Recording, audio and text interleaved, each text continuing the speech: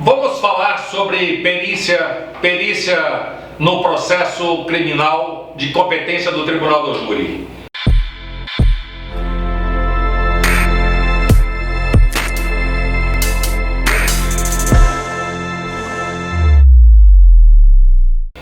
Quando ocorre um homicídio, acabou de realizar, ou seja, de acontecer um homicídio, a polícia chega no local. Certamente ali vai estar a vítima. Se tratar-se de homicídio consumado, a vítima morreu.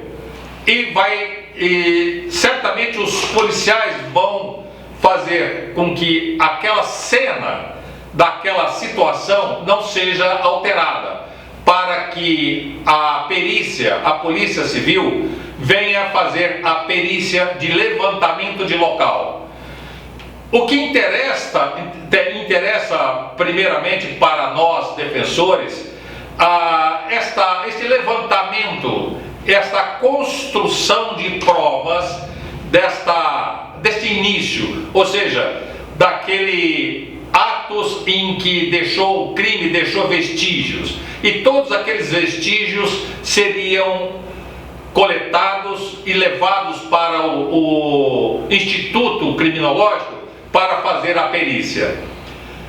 Esta é uma das funções do perito. A outra, traz a autoridade policial a determinação de que o perito também possa fazer a perícia dos objetos. Se o crime aconteceu por faca, por arma branca ou por disparo de arma de fogo. Se for por arma branca, irá analisar se esta faca é faca nova, faca enferrujada, ou seja, vai descrever o objeto e qual foi o objeto e apresentar o objeto junto com o laudo para que seja juntado ao processo. De igual forma, com relação à arma de fogo. A arma de fogo vai analisar se esta arma teve condições de efetuar os disparos e também quais são os seus calibres e quantos disparos foram efetuados. Também vai dar ali as distâncias, ou seja, o perito vai fazer a perícia nos objetos que foram utilizados na execução do crime. Pode ser também que não seja arma, faca ou arma de fogo, pode ser pauladas, pedradas, ou seja, o que for, a perícia será feita para instruir, para produzir provas materiais. E junto a estas provas materiais são coletadas os indícios probatórios através de testemunhas, através de pessoas que teriam ali sido testemunhas oculares do fato e quando identificado o acusado vem prestar o seu interrogatório. Ele falará ali, já naquela primeira fase policial, se pego em flagrante ou não, ele irá naquela fase policial extrajudiciária fazer o seu interrogatório, colocando a sua posição do que teria ocorrido, falar o que ele se sente confortável para falar. E a defesa? Onde fica o defensor nesta situação toda, nesta primeira fase policial? Nesta primeira fase policial não tem o princípio do contraditório. Apenas o defensor vai acompanhar a produção dos indícios probatórios. Também tem os laudos de levantamento local, laudos periciais, o laudo necroscópico, que é o laudo que vai demonstrar que a vítima, provar que a vítima realmente sofreu ferimentos e daí ela pereceu, ela morreu. E estes laudos serão trazidos para o processo.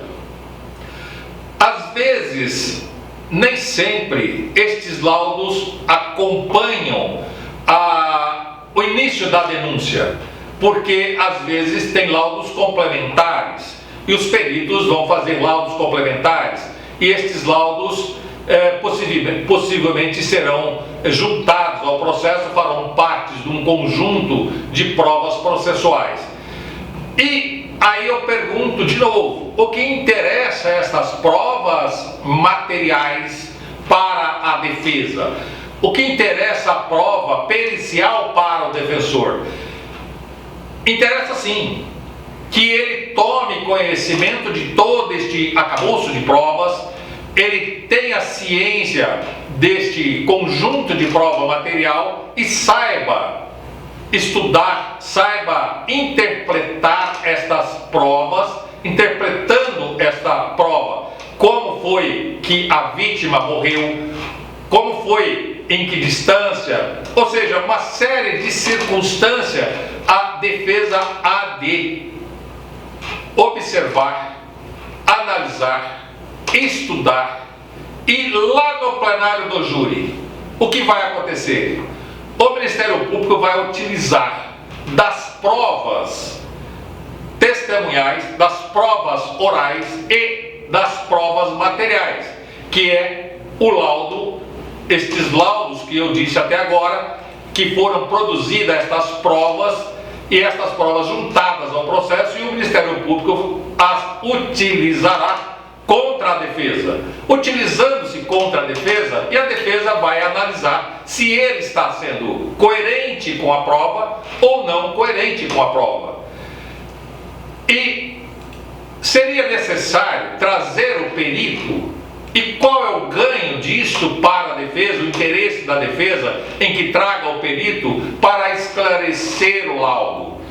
Também é muito comum os advogados trazerem assistentes técnicos, e aí eu chamo a atenção de que quando traz assistente técnico, perito técnico, tem que tomar-se muito cuidado para que o perito não faça um laudo em desconforme com uma aspa realidade, ou que seria num conjunto probatório bem aí ser provado, porque senão passa a ser um laudo falso e estaria constituindo prova contra a defesa.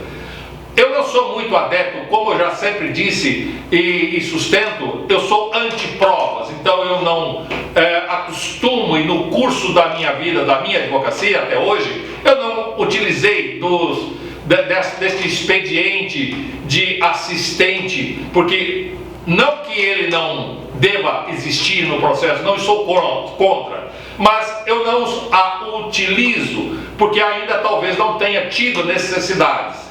Mas é prudente que se tenha? Sim, é prudente, quando necessário for, para um esclarecimento em que a defesa tenha a necessidade de demonstrar que o laudo pericial ou oficial, ele não traga o conjunto de prova material o suficiente para comprovar a realidade dos fatos. Às vezes, e muitas vezes, isto deixa a desejar. Existem circunstâncias que poderiam e deveriam ser provadas. Agora, eu disse agora há pouco, o que interessa ao perito para nós, ele vir em juízo esclarecer, no tribunal do júri, esclarecer o seu laudo, porque a defesa tem dúvidas ou a acusação tem dúvidas. A defesa, se tiver dúvida, mostra a quem de direito e vá julgar, que são os jurados, a dúvida. Porque se há dúvida, não pode condenar, tem que absolver. Na dúvida, absolve-se. Ou na dúvida, eu vou chamar um perito para esclarecer a dúvida e me legalizar a prova incriminadora. Não vejo que isto seria prudente para a defesa. Então, entendo que a defesa não haverá de utilizar esse tipo de expediente. Posso também aqui dizer a você que na nossa experiência já tivemos circunstâncias em que o perito veio, esclareceu o porquê ele e demonstrou tecnicamente porque ele assim o fez aquele laudo, demonstrando que uma veia, uma artéria rompida, a pessoa, a vítima, o ofendido, ele falece em segundos, ou seja, em minutos. Não dá tempo de chegar o SAMU, de chegar o socorro e levar para o hospital. Ele, infelizmente, falece no local e não dura muito tempo, ou seja, isto é rápido. O que é pior, testemunhas protegidas, não posso aqui dizer, mas tem lá as suas interrogações, porque assim o fizeram, mas convenceu os jurados de que o perito, com toda aquela prova material, com toda aquela prova doutrinária e científica, estava errado e condenou-se o acusado. Aí você vai dizer para mim, mas as instâncias superiores recorrem. Adiantou? Adianta? Não. Então, eu peço aos colegas, tenha cautela. Vamos ter muita cautela com a prova material, com a prova pericial, com a prova oral. Ou seja, vamos analisar todo o conjunto de provas que são apresentadas pela acusação. E são estas provas apresentadas pela acusação, não são só provas de acusação, são provas de defesa. A acusação faz a defesa dos interesses do Estado, faz a defesa dos interesses do ofendido. Então ele está fazendo uma defesa.